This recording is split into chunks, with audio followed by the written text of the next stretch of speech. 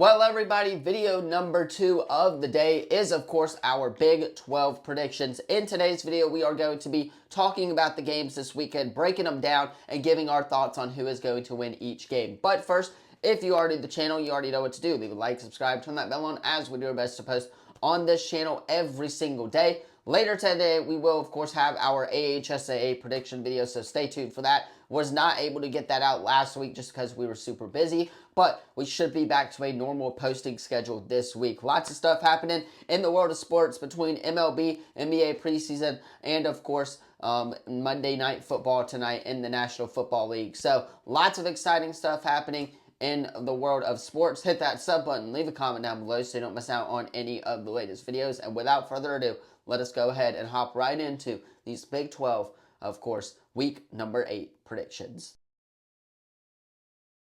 All right, so kicking us off here on Saturday in the Big 12, we got UCF going into Cincinnati at 11 o'clock. Cincinnati favored by 10.5. However, I would take the under on this. First of all, I expect UCF to keep this game close. They have been in pretty much a one-score game their entire season. And if a couple of the plays would have gone their way, then UCF could have definitely won last week against Kansas. That's for sure. And then 2 weeks ago, getting blown out by UNC, that's their only blowout loss of the year. So, again, UCF 3-2. Their record does, of course, not look at how good they are.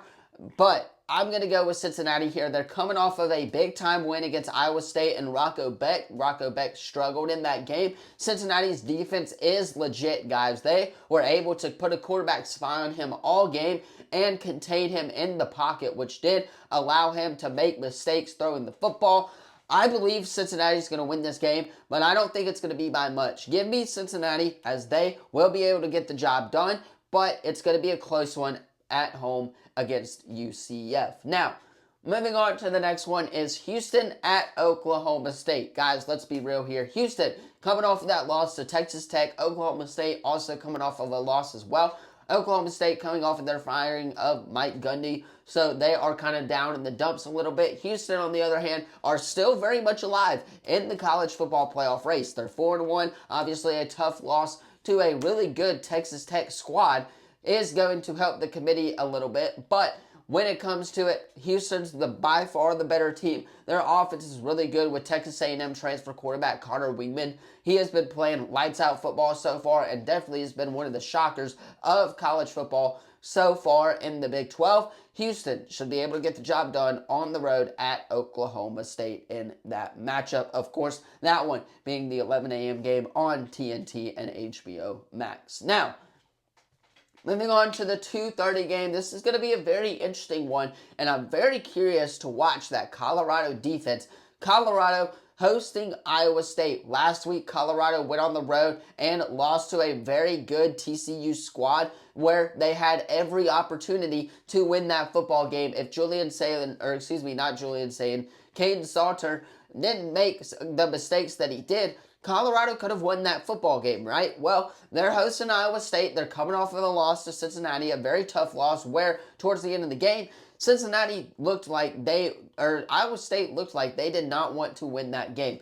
Give me Iowa State. I think it's going to be a lot closer than people expected. Obviously, Iowa State is favored by 3.5 on the road. I expect this one to be a very close, maybe a 1 or 2 point game the whole way. But I think Iowa State's defense is what's going to come up clutch for them on the road at Colorado, as they will get the job done and improve to 5-1 on the year.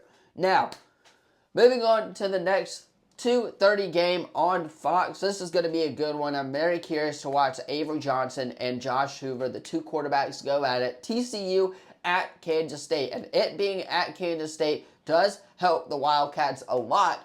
But Josh Hoover and company coming off of a big-time win against Colorado, who we did talk about, where the ball did not lie, and of course gave TCU the chance to win that game, and they took advantage of it. Give me TCU here on the road. It's going to be a close one. I know Kansas State is favored 1.5 in this matchup right now, or at least that's the opening spread this week, but TCU is a very good football squad. Obviously, they're 4-1 on the year, so their record does show it a little bit. Josh Hoover, 16 passing touchdowns so far. I expect the offense to be really good in this game. Give me the Horned Frogs, as they will get the job done on the road at Kansas State in that matchup. Now, a battle of two really good quarterbacks here in the Big 12, and this is going to be an absolute banger on Fox at 6:30, and I hate I'm going to miss it because I will be in Auburn for the Georgia game at Jordan-Hare, which I cannot wait for. Kansas at Texas Tech. This is going to be a fun matchup here. I'm very curious to watch both of these offenses, right? The quarterback, Morton, for Texas Tech has been balling out, but so has Jalen Daniels. If Jalen Daniels leads Kansas to an upset, they are not going to be considered they're going to be considered a very scary playoff team and a Big 12 team and a college football playoff contending team, right? If they can knock off Texas Tech, who's number 9 in the country, on the road, they have a very tough road for them ahead. But if Jalen Daniels does it, then he is going to be known across the college football world, and Kansas is going to be a threat in the Big 12. However, I don't think they do. Texas Tech is favored by 13.5. Take the under on that, guys. Don't be stupid. I think it's going to be a 2 or 3 point game the entire game. This game is going to come down to which quarterback can make the play, right? If it's a close game, can Jalen Daniels step up? Can Morton step up as well? I think Morton steps up, and I think Texas Tech gets the job done in a very close game against the Kansas Jayhawks at home in that matchup. Now, moving on is BYU taking on Arizona, a battle of a couple 5-0 and 4-1 teams. This is going to be a good one. Like I said, I really like the quarterback for Arizona in our Big 12 reaction video. Falitza has been playing really good football so far. BYU, on the other hand, they're 5-0. They're ranked number 18th in the country because of that defense for BYU. BYU's defense is really good.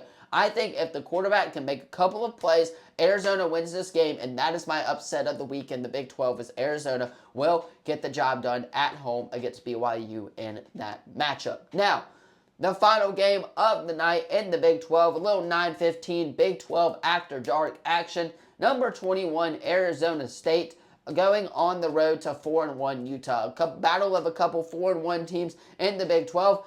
If you want to make the college football playoff, this game is a must-win. Utah, obviously 4-1, a win at home against a top 25 opponent would help them very much so. But Sam Levette's very experienced in these situations, and I think he learned from that Mississippi State loss that he can't take this game and look to the next one. So I think they're taking it one game at a time now, and I think Arizona State is going to get the job done on the road to round out this Saturday in the Big 12. But you guys, let me know your thoughts, of course, on this video in the comments down below. Don't forget to like, subscribe, turn that bell on, as we do our best to post on this channel every single day. Later today, we'll have our AHSAA prediction video, so stay tuned for that later as well. Hit that sub button, leave a comment down below. Thank you all so much for watching. I'll see you in the next one.